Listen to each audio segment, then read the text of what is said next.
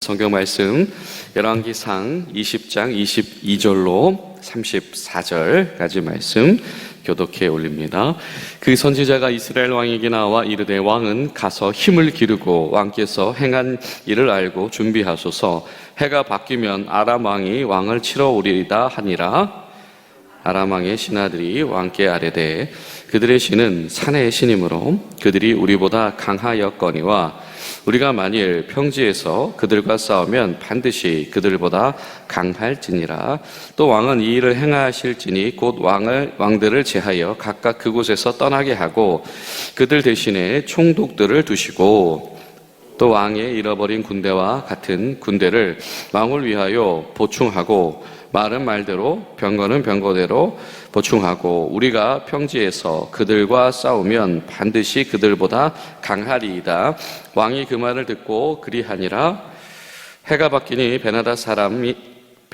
베나닷이 아람 사람을 소집하고 아벡으로 올라와서 이스라엘과 싸우려 하매 이스라엘 자손도 소집되어 분량을 받고 마주 나가서 그들 앞에서 진영을 치니 이스라엘 자손은 두 무리의 적은 염소떼와 같고 아람 사람은 그 땅에 가득하였더라. 그때에 하나님의 사람이 이스라엘 왕에게 나와 말하되 이르되 여호와의 말씀에 아람 사람이 말하기를 여호와는 산의 신이요 골짜기의 신은 아니라 하는도다. 그러므로 내가 이 큰 군대를 다 내 손에 넘기리니 너희는 내가 여호와인 줄 알리라 하셨나이다 하니라.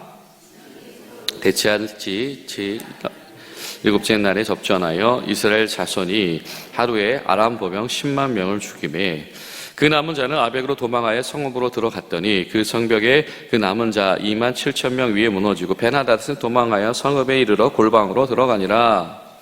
그 신하들이 그에게 말하되 우리가 들은즉 이스라엘의 집들의 왕들은 인자한 왕이라 하니 만일 우리가 굵은 배로 허리를 동이고 테두리를 머리에 쓰고 이스라엘 왕에게 나아가면 그가 혹시 왕의 생명을 살리리이다 하고 그들이 굵은 배로 허리를 동이고 테두리를 머리에 쓰고 이스라엘 왕에게 이르러 이르되 왕의 종 벤하닷이 청하기를 내 생명을 살려주옵소서 하더이다. 아합이 이르되 그가 아직도 살아있느냐? 그는 내 형제이니라. 그 사람들이 좋은 징조를 여기고 그 말을 얼른 받아 대답하여 이르되 베나닷은 왕의 형제이니이다. 왕이 이르되 너희는 가서 그를 인도하여 오라.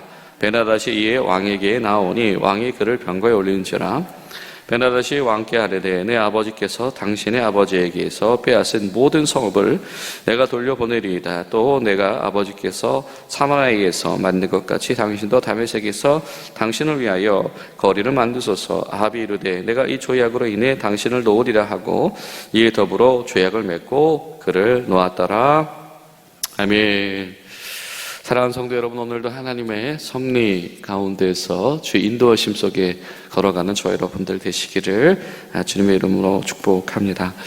자, 엘리야와 엘리사가 활동하기도 이전에 주의 백성들 앞에 임하신 하나님, 그리고 그들 앞에 펼쳐내시는 하나님의 은혜와 섭리에 대한 이야기가 사실은 이 전쟁을 통해서 펼쳐지고 있지요. 그런 질문을 하게 됩니다. 무엇이냐면 이 아합 왕은 사실 하나님 보시기에는 아간과도 같은 자이죠. 노골적으로 악한 일을 일삼는 왕인데 못된 왕이지요.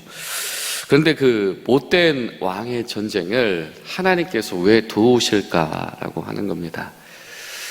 이 못된 왕의 전쟁을 하나님께서 왜 도우실까? 아합 왕이 여기에서 이기면, 아합 왕이 여기서 자기보다 더 센 군대를 이기면 더 어깨 힘도 많이 들어가고 기세 등등하고 그럴 텐데 라고 하는 것이죠. 그런데 오늘 성경은 분명하게 말합니다. 이 과정을 통해서 하나님께서 드러내시고자 하는 것이 있죠. 그것이 무엇입니까? 하나님께서 여호와이시다. 하나님만이 참 신이시며 이스라엘 위에 계신 하나님은 지금도 하나님이시며 그때도 하나님이시고 언제까지 하나님이실 것이다 라고 하는 것을 드러내시겠다라고 하는 것이죠.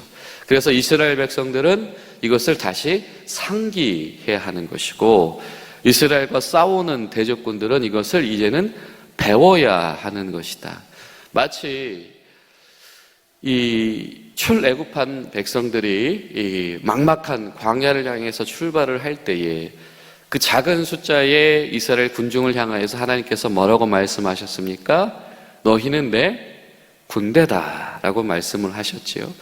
하나님께서 지휘관 되셔서 그 앞길을 개척해 나가시는 이들이 바로 출애굽한 백성들이었다라고 하는 겁니다.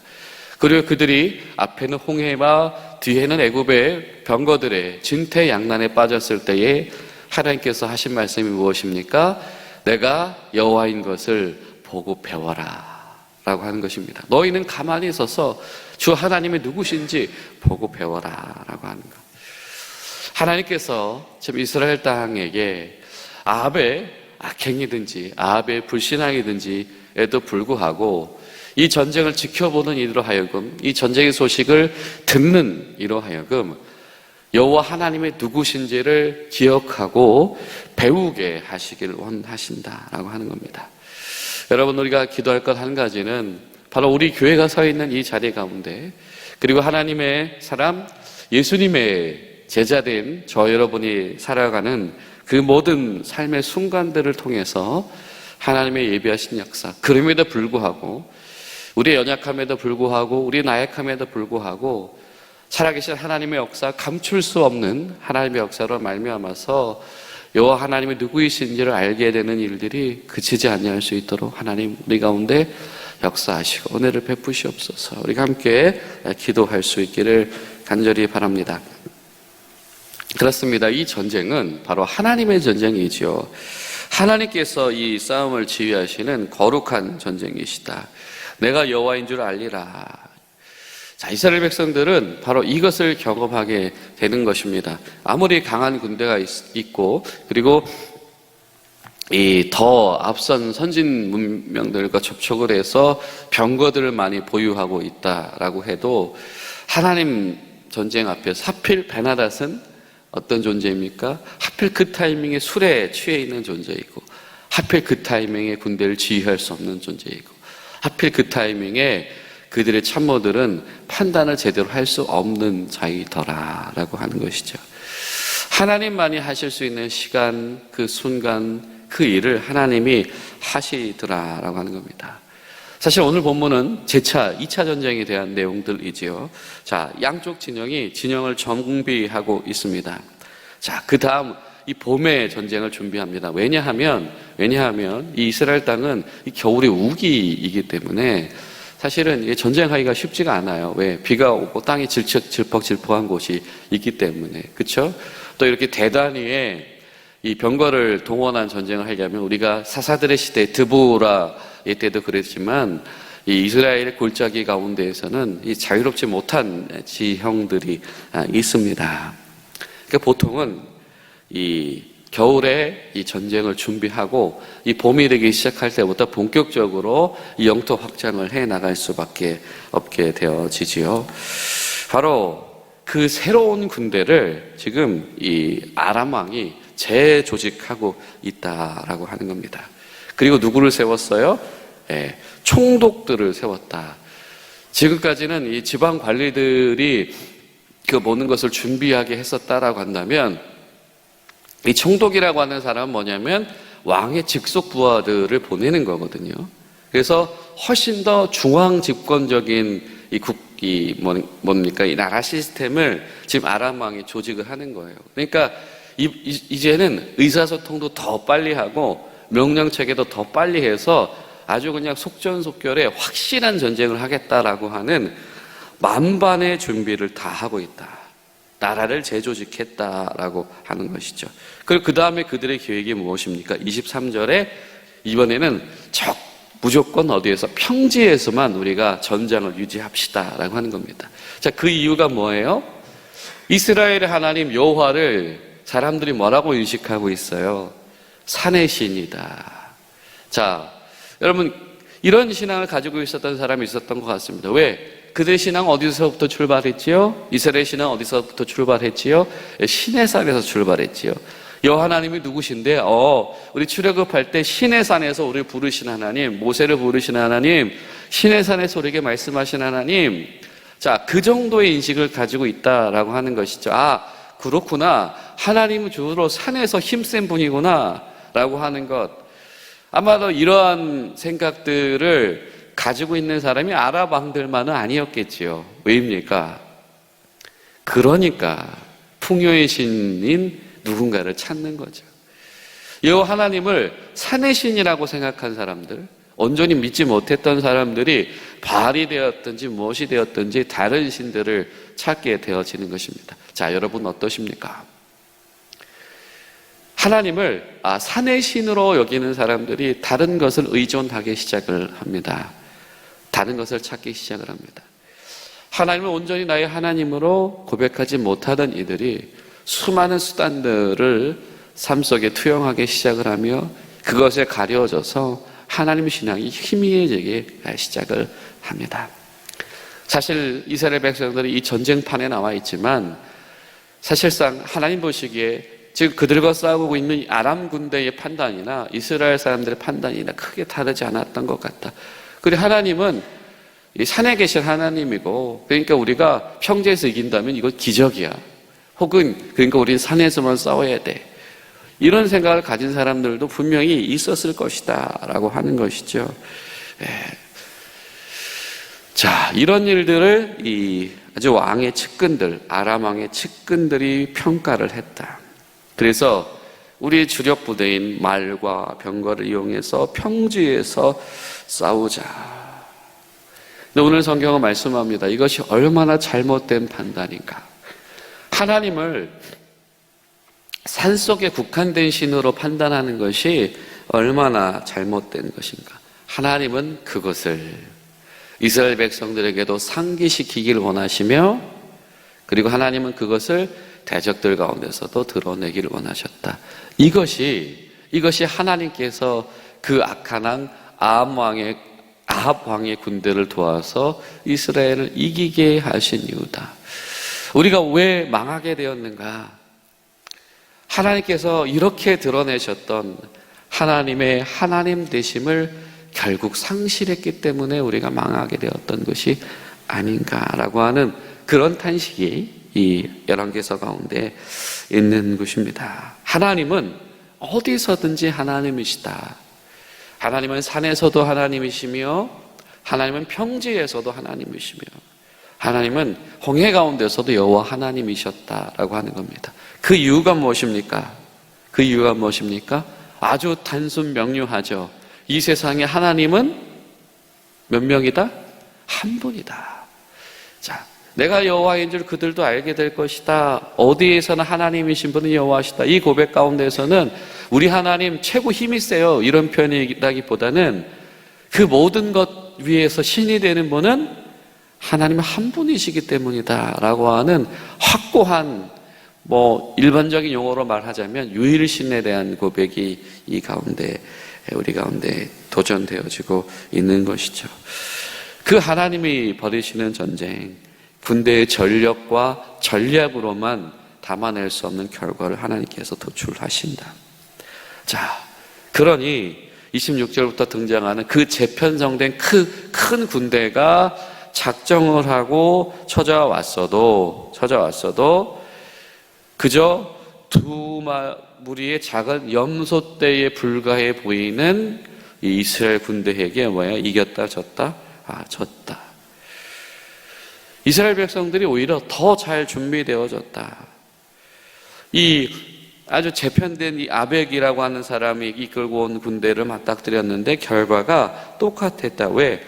하나님께서 이스라엘 손에 이런 교훈을 위해서 아람 군대를 넘겨주시기로 작정했기 때문이다. 마치 그들이 도망가는 모습이 여러분 여리고성을 무너진 후에 혼비백산하는 이들의 모습과 같지 않습니까? 넘어설 수 없는 성이죠. 이스라엘 백성들이 무슨 힘이 있다고, 무슨 전쟁 경험이 있다고, 또 무슨 전쟁 물자를 가지고 있다고 이 요새를 구축한 여리고를 차지할 수 있었겠습니까? 여리고성은 가나안 땅에 입성을 할 때에 하나님께서 선물로 주신 것이지요. 하나님의 하나님 되심을 이스라엘 백성과 가나안 사람들에게 드러내신 일이 바로 여리고성의 사건이었는데 마치 그 일을 하나님께서 하셨다. 이 승리는 뭐예요? 하나님의 선물이다라고 하는 것입니다. 그러니 이 베나다의 신하들이 어떻게 해요? 다른 계획을 세웁니다. 출구 전략을 짜죠. 그것은 무엇입니까? 항복 전략이었습니다.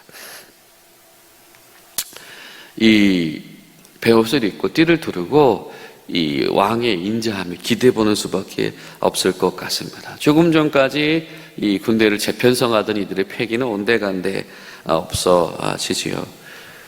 그들의 말대로 역시 이 베나닷은 이 전쟁에 대한 판단을 할 때도 이 사람들의 말에, 아랫사람들의 말에 휘둘렸던 지혜가 부족했던 베나닷은 이번에도 똑같이 그들의 말에 따라가는 왕이다.